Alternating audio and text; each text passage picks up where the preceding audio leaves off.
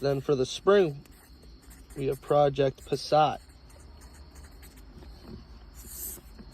which will probably happen May to June-ish. Same thing. Want to do the engine, trans, and then I want to make it all-wheel drive. So obviously add a diff and, all that. For both of, do the suspension, body work, the whole shebang. I need ideas.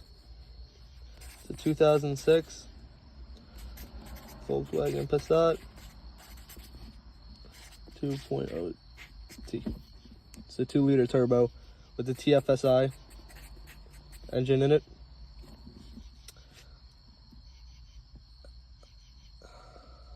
Oh, be 6th generation, I guess.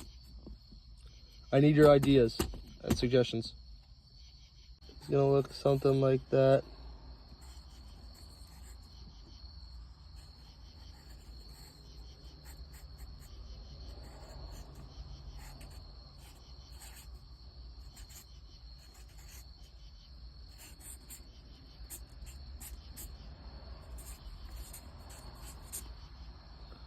There you go.